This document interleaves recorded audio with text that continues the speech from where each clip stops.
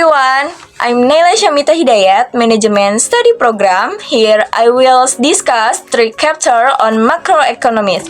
Let's continue the discussion. Chapter 1, The Development of Macroeconomics. Introduction. Macroeconomics is a branch of economics that focuses on behavior and performance of an economy as a whole. It deals with aggregate indicators such as GDP, inflation, unemployment, and national income. Over time, macroeconomics has evolved significantly in response to global events, economic crises, and changing policy priorities. 1. The birth of macroeconomics. Macroeconomics as a distinct field emerged during the Great Depression of the 1930s, when the classical model failed to explain prolonged unemployment and declining output. 2. The Keynesian Revolution. The turning point came with John Maynard Keynes, who pursued the general theory of employment, interest, and money in 1936. This gave rise to Keynes economics, which dominated economic thought for several decades. 3. The rise of monetarism. In the 1970s, economists faced stagflation, high inflation, and high unemployment, which the Keynesian model could not explain. Milton Friedman and other monetarists introduced the idea that money supply plays a key role in controlling inflation. 4. Neoclassical and Neo-Keynesian economics. During the 1980s and 1990s, new school of thought emerged. Neoclassical economy emphasized rational expectation and market clearing models. Neo-Keynesian economics built upon Keynes' ideas but incorporate microeconomic foundation and market imperfection. 5. Modern macroeconomic. Technological innovation, globalization, and research crises like the COVID-19 pandemic have reshaped macroeconomic policy and research, making it a dynamic and evolving field. Behavioral economics considers psychological factors affecting economic decisions. International macroeconomics explore global trade, exchange rates, and capital flows. And environmental macroeconomic links sustainability with long-term growth. Conclusion. The development of macroeconomics reflects how economics respond to real-world challenges, from Keynesian theory to modern models. Macroeconomics continues to provide vital tools for understanding economic problems and guiding public policy. As global economic faces increasing complexity, studying macroeconomic evolution helps us prepare for the future. Next, chapter 2, Markets and Government in the Modern Economy. Introduction. In a modern economy, both markets and government play essential roles. Markets are mechanisms through which buyers and sellers interact to exchange goods and services, while the government is responsible for regulating and correcting market outcomes to ensure fairness, stability, and social welfare. 1. The role of markets. Markets are the primary mechanism for resource allocation in most modern economies. They operate based on the principles of supply and demand, determining the price and quantities of goods and services. Key function of markets. 1. Efficient allocation of resources based on consumer preference. 2. Incentives for innovation and competition. 3. Price signals that guide production and consumption decisions. 2. Market failures. Market failures occur when the market fails to allocate resources efficiently or fairly. Common causes of market failure include externalities, public goods, monopoly or lack of competition, information asymmetry. 3. The role of government. Governments play an active role in correcting market failures and supporting the economy through various functions, main function, regulation, provision of public goods and services, redistribution of income, and stabilization of the economy. 4. Market and government interaction. In a mixed economy, both the market and the government are involved in economic decision making. For example, the market might determine the price of bread based on supply and demand. The government may set a minimum wage to protect workers. 5. Challenge in modern economy. Modern economy faces several challenges that require a balanced role between markets and government, such as 1. Climate change and the need for green policy. 2. Digital economy regulation, example detach monopolies. 3. Rising inequality. And 4. Globalization and trade imbalance. Conclusion. Market and governments each have strength and weakness. Markets promote efficiency and innovation, while governments ensure stability and fairness. In today's complex world, a balanced interaction between the two is essential for building a prosperous, fair, and resilient economy. And Chapter 3, Open Economy Macroeconomic Theory. Introduction. Open economy macroeconomic is the study of how an economy interacts with other countries through trade, investment, and financial flows. Unlike a closed economy, an open economy allows for imports, exports, and cross-border capital movement, making it more complex and responsive to global conditions. One characteristic of an open economy.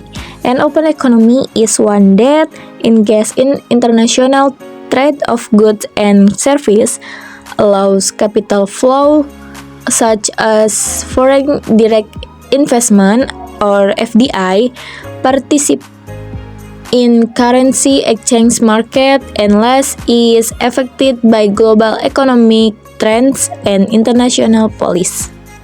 2. Key concept in open economy macroeconomy. A. Balance of payments or BOP. The balance of payments records all economic transactions between residents of a country and the rest of the world. Has two main components. 1. Current account or export minus imports of goods and services. 2. Capital and financial account, flow of capital. B. Exchange rates. The exchange rate is the value of one country currency in terms of another. There are two main types. 1. Floating exchange rate determined by market force. 2. Fixed exchange rate set and maintained by government of central bank. C. Net export or NX. Net export are the difference between a country export and import. And export mean imports. It is a component of aggregate demand or AD in the open economy model. 3. Mundell-Fleming model or ICLM-BP model. The Mundell-Fleming model is an extension of the ICLM model to the open economy, showing the relationship between interest rates, exchange rate, and output or GDP. 4. Policy implication in an open economy. a monetary policy in a floating exchange rate system, monetary policy is more effective. Lowering interest rates can lead to currency depression, boosting export, and B. Fiscal policy in a fixed exchange rate system. Fiscal policy has a strong impact. Increased government spending can affect output but may worsen the trade balance. 5. Challenge in an open economy. Exchange rate volatility can affect trade and investment.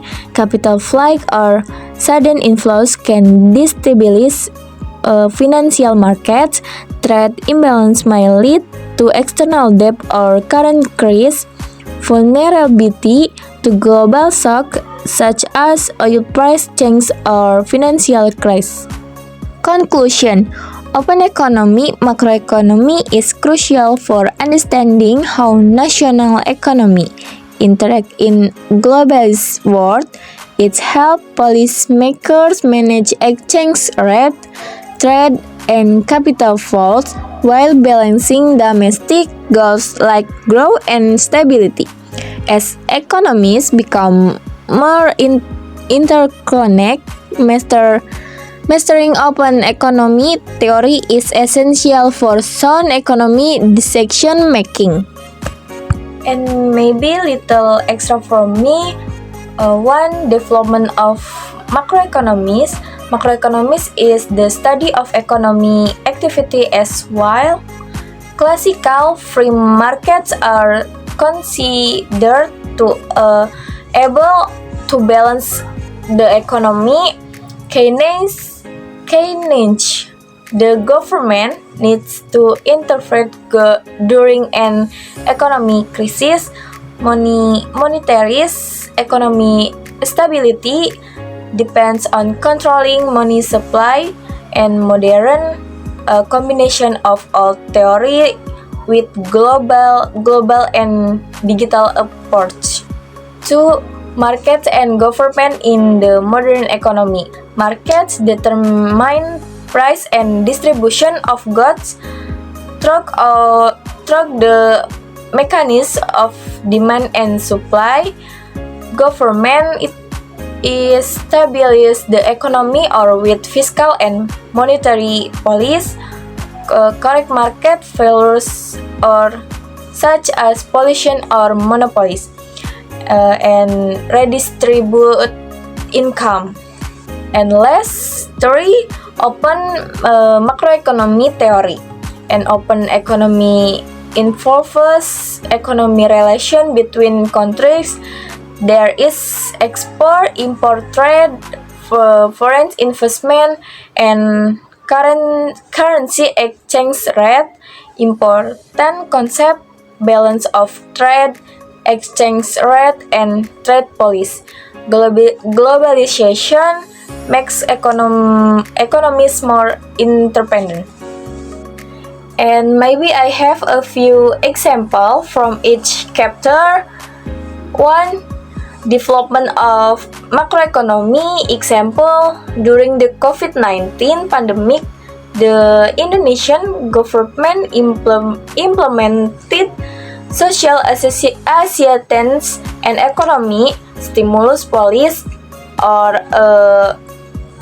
Keynes theory so that people's purchasing power is maintained and the economy does not fail future. And 2. Market and government in the modern economy. Example, the government sets the HEC retail price or HET for cooking oil to keep it affordable, while the market continues to function to sell goods with a demand and supply mechanism. And last 3, open macroeconomy theory. Example, the increase in the price of the US dollar has increased the price of imported goods such as Chelsea Post geopolitics and electronics from abroad, thus affecting purchase power and inflation in the country. So, this is a little discussion from me on three chapter about macroeconomics, and I will put the reference that I got for the material. Maybe that's all I can discuss a little. I apologize if I said something wrong. Thank you.